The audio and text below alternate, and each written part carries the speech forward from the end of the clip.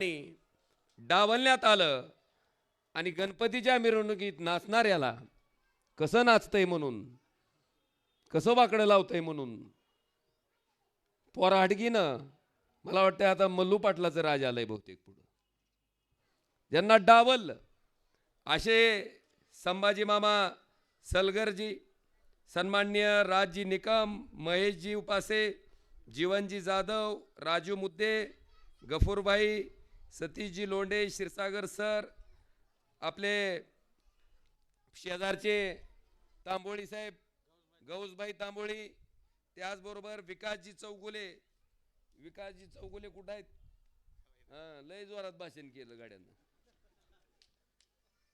व्यासपीठावरचे सगळे मान्यवर, आदरणीय व्यासपीठ. आणि मला खरं वाटत होतं, म्हणलं दुपारच्या उन्हाच्या कारात ह्यांनी कशाला सभा ठेवली, कोण यायचंय जरा बघा इथं कसे आहे. मला सांग, तुझे वडील जरी दगड फोडत असतील तरी तू केलेल्या कामाची पावती मला वाटते पुढे असलेल्या जनसमुदायामधनं त्या ठिकाणी सगळ्यांना लक्षात येते. आज कोण बी कुणाच्या मागे हिंड नाही. आता आमदार खासदार सुद्धा जसं ग्रामपंचायतचे सदस्य फुटावे तशी फुटायला लागली आणि लागली सुरत मार्गे गुवाहाटीला पळायला. मला वाटतं अशा राजकारणाचं विचित्र चित्र असताना एक दगडफोडीचं काम करणारा तुमच्यातलाच युवक, तुमच्या समस्या जाणणारा युवक, त्याच्या प्रचारासाठी आपण या ठिकाणी एवढ्या मोठ्या संख्येने उपस्थित राहिलात, त्याच्याबद्दल तुमच्या पुढच्या सगळ्या जनसमुदायाचं, माझ्या माता भगिनीचं सुद्धा मी मनापासून या ठिकाणी आभार व्यक्त करतो. बांधवानो, आता निवडणूक खऱ्या अर्थानं नगरपालिकेची आहे. नगरपालिकेची निवडणूक त्या ठिकाणी लागल्याच्या नंतर आपल्या सगळ्याला माहिती आहे, मागच्या 4 ते 5 वर्षापासून धाराशिव नगरपालिकेमध्ये प्रशासकाचं राज्य आहे. प्रशासकाचं राज्य म्हणजे शासनाचे अधिकारी त्या ठिकाणी नगराध्यक्ष पदाचा कारभार सगळा सांभाळतात आणि शासनाचे अधिकारी नगराध्यक्ष पदाचा कारभार सांभाळत असल्यामुळं जी महाराष्ट्रात सत्तेत पक्ष आहे त्या सत्तेतल्या पक्षाच्या सल्ल्यानं ही सगळी मंडळी त्या ठिकाणी कामकाज करतायत. आपल्या सगळ्याला सांगायचंय की सत्ताधारी मंडळीची गंमत काय चालली माहिती आहे का? जसं ही सरकार आलं तसं जिल्हा नियोजन समितीच्या किती कोटीचं होतं? 300 नाही जिल्हा नियोजन समिती 340 कोटीच्या निधीला मंजुरी दिली आम्ही सगळ्यांनी. आणि मंजुरी दिल्या काय नेमकं मांजर आडवं गेलं, तीरचं गेलं मुख्यमंत्र्याकडे की त्या निधीला स्थगिती. बघा, पालकमंत्री सत्तेतली, मंजुरी सत्तेतल्याच माणसानं दिली. राणा पाटील बी त्या बैठकीला होता, पण गेलं मुख्यमंत्र्याकडे. मला राणा पाटलाला विचारायचंय, बाबा रे, आम्ही 2.5 वर्ष त्या ठिकाणी सरकारमध्ये होतो, उद्धव साहेब ठाकरे मुख्यमंत्री होते, त्या 2.5 वर्षात 1 रुपयाच्या कामाला तरी स्थगिती कधी दिली का हो? कधीच दिली नाही. ह्या पटुशाचं सरकार आलं की लगेच पालकमंत्र्यानं 340 कोटी रुपयाची जी कामं केली होती, मंजुरी दिली होती, त्याला स्थगिती. आता पालकमंत्र्याला त्याच्या कामाला स्थगिती दिली की पालकमंत्र्याचं टोकरं फिरलं की त्यानं हे जे 140 कोटीच्या टेंडरच्या कामाला स्थगिती. आता सत्तेत कोण आहेत? दोघं बी. आम्ही कुठं आहो? विरोधात. आणि आमच्या नावानं बोंब ठोकायला लागली ती. अरे बाबा, तुम्ही तुमच्या दोघांच्या भांडणात सगळं वाट लावलंय तुम्ही तुमच्या, आणि ही सिद्ध झालंय. पालकमंत्र्याचं स्टेटमेंट आहे, तुमच्या व्हिडिओ रेकॉर्डिंग मध्ये स्पष्टपणे सांगितलंय की राणा पाटलांनी मुख्यमंत्र्याकडे तक्रार केली म्हणून निधीला स्थगिती मिळाली. आपल्याला माहिती आहे, निलेश राणे इथं येऊन जणू बापचा ती स्टेटस इकून त्या ठिकाणी ही विकास निधी आणलाय. ह्या थाट्यात आमच्या कार्यकर्त्याला नाही संधी मिळाली, आमच्या मनासारखं नाही झालं तर आम्ही स्थगिती देतो. आमच्याकडे आलात तर निधी, विरोधात गेलात तर स्थगिती. तुझ्या काय बापाच्या घरचा आहे का पैसा? हे ऐकलं का नाही? तेच पालकमंत्री कार्यकर्त्याच्या बैठकीत सांगत होते की राणा पाटलांनी तक्रार केलं म्हणून स्थगिती. त्याच पालकमंत्र्यांनी राणा पाटलानं जी 140 कोटीचं काम होतं रस्त्याचं, आपल्या शहरातल्या रस्त्याचं, ही तानाजी सावंत पालकमंत्री असताना त्यांनी मंजूर केलंय. खरं तर 55 दिवसात निविदा अंतिम होणं अपेक्षित होतं, बरोबर आहे का? 55 दिवसात निविदा अंतिम झाली नाही. बांधवानो, ती निविदा 19 महिने चालू होती. 19 महिने. किती? 19 महिने.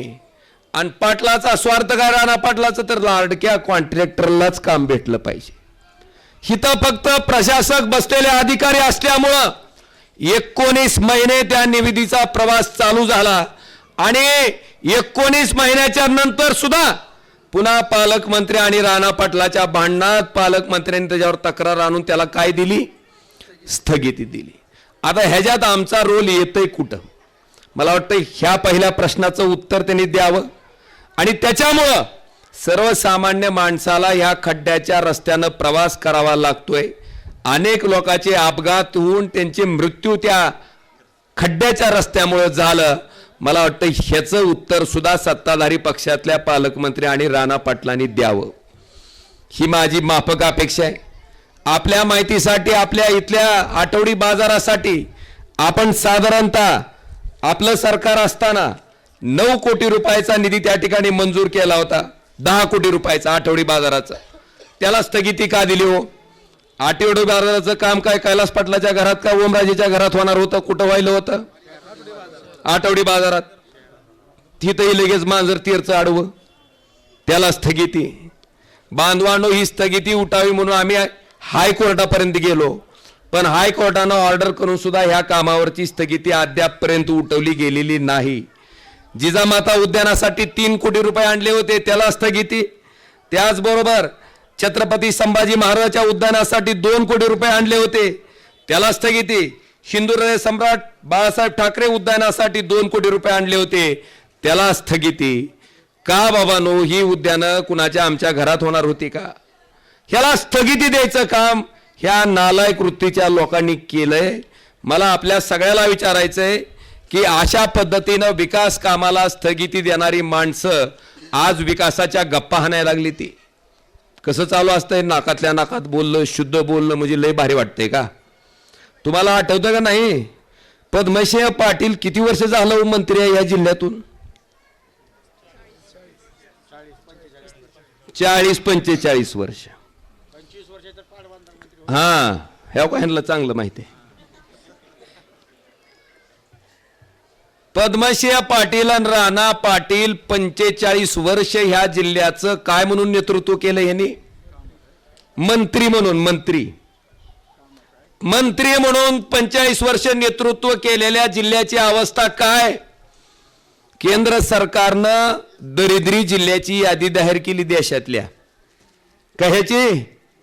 दरिद्री जिल्ह्याची.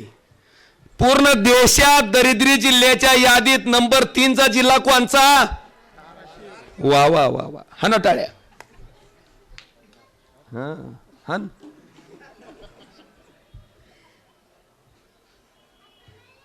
आणि त्या जिल्ह्याचा खासदार 2009ला जेव्हा निवडणूक लढवली डॉक्टर पाटलानं, तेव्हा तुमची संपत्ती जाहीर करावी लागते, ॲफिडेव्हिट द्यावं लागते, किती किती आहे माल माझ्याकडे, ती जाहीर केला तर मंत्री म्हणून काम करणाऱ्या 45 वर्षाच्या पद्मसिंह पाटलाची संपत्ती केवढी? तर देशात क्रमांक 3च्या श्रीमंत खासदाराच्या यादीत पद्मसिंह पाटील मंत्री राहिला कितव्या नंबरला?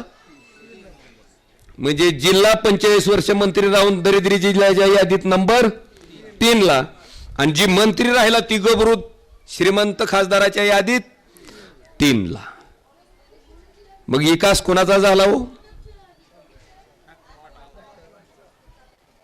आणि ती येऊन आज गप्पा हाणते. 45 वर्ष बांधवानो तुम्ही म्हणता, पालकमंत्री उमर गेला म्हणते, दोघांच्या भांडणात विकास राहिला, आणि हित आल्यावर याला पाठिंबा देते. कुठं? मग काय 2 तासातच निर्णय बदलला का? ही त्यांची अवस्था. आता बिचारी जे शिवसेनेकडून खालून लढवलेले उमेदवार आहेत त्या बिचारीने कुणकड पळायचो, कोणच्या बिळात जायचं? त्या बिचारीने हुडकायला लागली ती बिळ. खरंच आमच्याकडनं सुद्धा उमेदवारी देत असताना आमच्या काही कार्यकर्ते 4-4, 5-5 कार्यकर्ते आमचे सक्षम होते.